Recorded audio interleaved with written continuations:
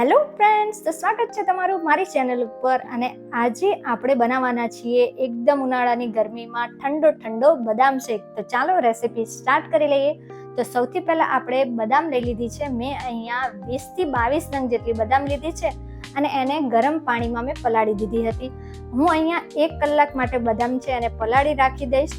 અને જો તમારી પાસે ટાઈમ હોય તો રાત્રે બદામ પલાળી દો અને સવારે તમે એને પેસ્ટ બનાવી લો.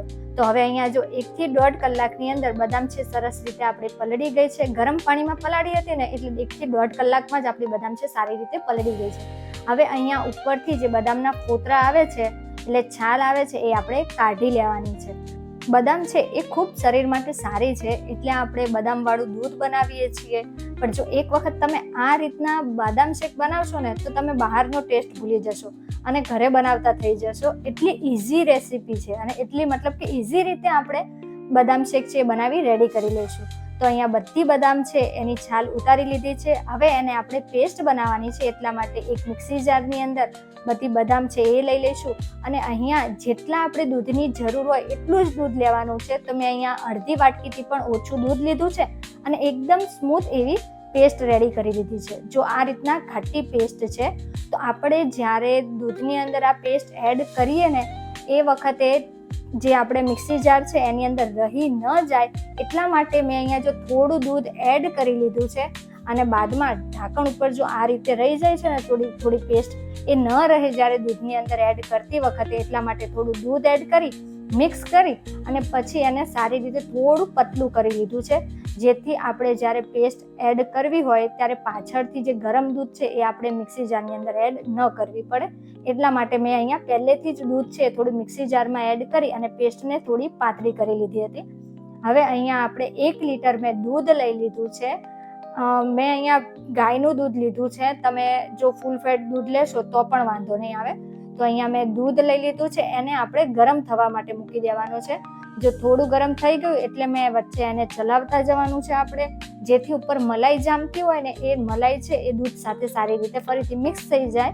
હવે અહીંયા એક ઉભરો આવી ગયો છે એટલે કે દૂધ ઉકળી ગયું છે. તો એને આપણે ગેસની ફ્લેમ છે એને ધીમી કરી લેવાની છે. અને આ સ્ટેજ ઉપર આપણે જે પેસ્ટ બનાવી અને રેડી કરી હતી ને બદામવાળી એ આમાં આપણે એડ કરી લઈશું. તો જો એકદમ પાતળી આપણી પેસ્ટ હતી એના લીધે બધી પેસ્ટ છે એ ઇઝીલી મિક્સી જારની અંદરથી આપણે દૂધની અંદર મિક્સ કરી લીધી છે. અને મિક્સી જારમાં પણ કોઈ થોડી પણ પેસ્ટ ચોટેલી નથી રહી. તો હવે જો આ દૂધ છે એને આપણે સારી રીતે આ રીતના ચલાવતા જવાનું છે.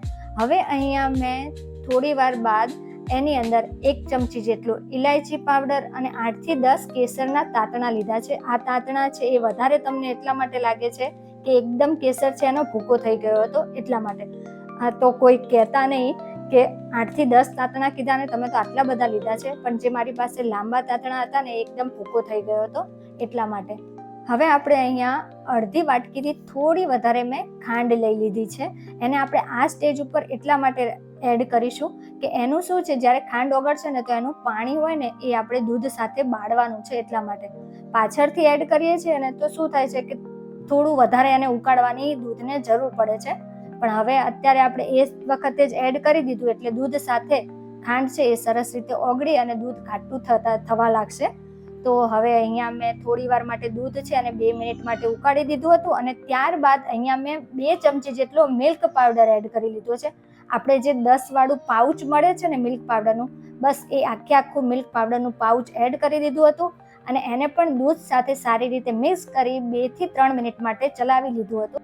હવે અહીંયા મેં 1 થી 1.5 ચમચી જેટલી બદામની અને 1 થી 1.5 ચમચી જેટલી પિસ્તાની કતરણ એડ કરી હવે એને આપણે ઉકળવા દેવાનું છે. દૂધ છે જો થોડું ખાટું ન થાય ત્યાં સુધી આપણે એને ઉકળવાનું છે, લગભગ 4 થી 5 મિનિટ માટે. તો જો આ રીતના થોડું ખાટું દૂધ થવા લાગે ત્યારે આપણે ગેસની ફ્લેમ છે એને બંધ કરી દઈશું અને સતત ચલાવતા જઈશું, જેથી ઉપર મલાઈ જે જામતી હોય ને એ આપણી દૂધ સાથે મિક્સ થઈ અને સરસ ઘાટું દૂધ થવા લાગે. હવે એને આપણે ઠંડુ કરી લેવાનું છે. તો જો ધીરે ધીરે આપણે એને ચલાવતા જવાનું છે અને દૂધ થોડું રૂમ ટેમ્પરેચર ઉપર આવી જાય ત્યારબાદ આપણે એને ફ્રીઝમાં સેટ થવા માટે મૂકી દઈશું 2 કલાક માટે. વધારે ટાઈમ હોય તો તમે એને વધારે ટાઈમ પણ રાખી શકો છો.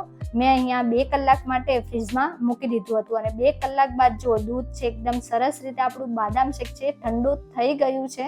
અને ઉપર મલાઈ એટલે કે તર છે એ પણ કેટલી સરસ રીતે જામી ગઈ છે. હવે એને આપણે દૂધ સાથે ચમચા વડે સારી રીતે મિક્સ કરી લઈશું.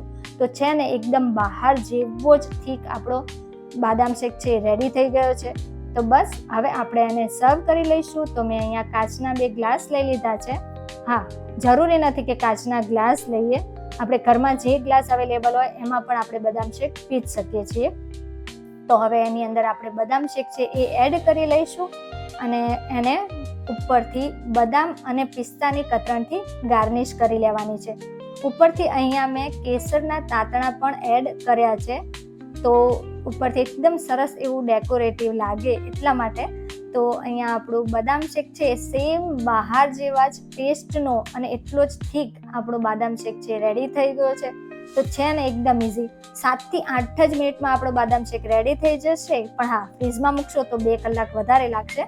તો અહીંયા ઠંડો બાદામ શેક છે રેડી થઈ ગયો છે. તો કેવી લાગી તમને આજના આ બાદામ શેકની રેસીપી? વિડીયો ગમ્યો હોય તો લાઈક અને શેર જરૂરથી કરજો.